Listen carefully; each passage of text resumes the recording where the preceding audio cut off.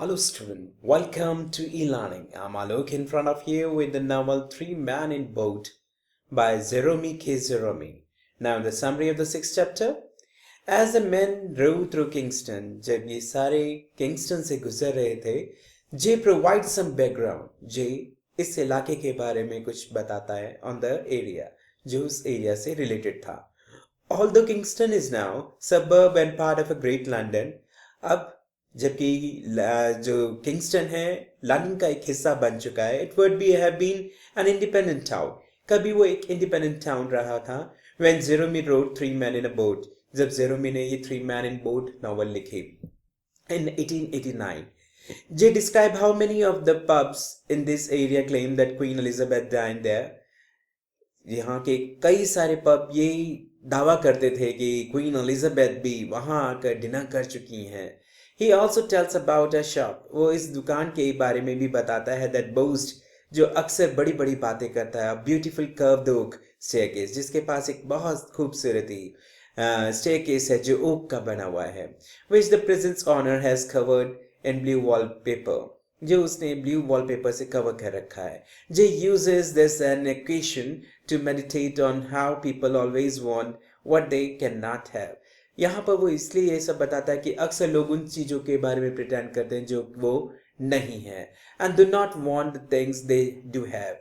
He recalls a former classmate. वो एक अपने क्लासमेट के बारे में बताता है, नेम स्टेविंग, जिसका नाम स्टेविंग था, who was dedicated to his studies, जो हमेशा अपनी पढ़ाई के लिए डेडिकेटेड था, but was often too sick to complete his work. लेकिन अक्सर वो अपना काम समय पर पूरा नहीं कर पाता था. Meanwhile, और उसी दौरान, the other boys hope to get sick to avoid school work. और दूसरे भी उसी की तरह सिक की तरह ही अवॉइड करते थे अपने स्कूल वर्क को, and became sick only when vacations came around. और जब वेकेशन आते थे तभी वो बीमार पड़ जाते थे. Return to the subject of the oak staircase, Jay writes at length about how people in the future will consider quotation object like dinner plates. वो बताता है कि किस तरीके से डिनर प्लेट्स के साइज थे and cheap figures as priceless work, कि कितना महंगा होता था of art, much as contemporaries considered the day-to-day objects of prior civilization to be priceless.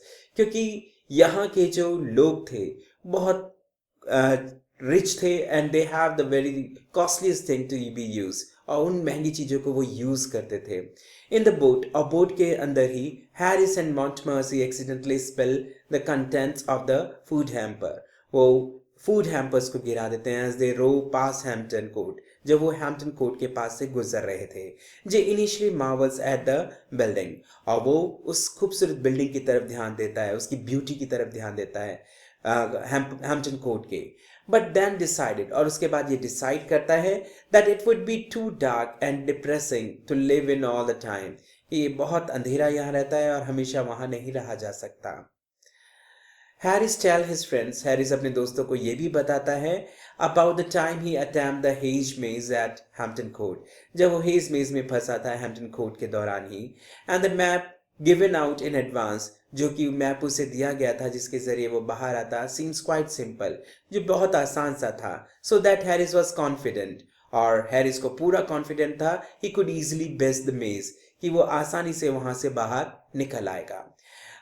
His confidence attracted a mob of 20 people, और उसका यही कॉन्फिडेंस जो था 20 दूसरे लोगों को भी अपने साथ आने पर आकर्षित करता है, who were lost in the maze, और वो उस मेज में खो जाते हैं.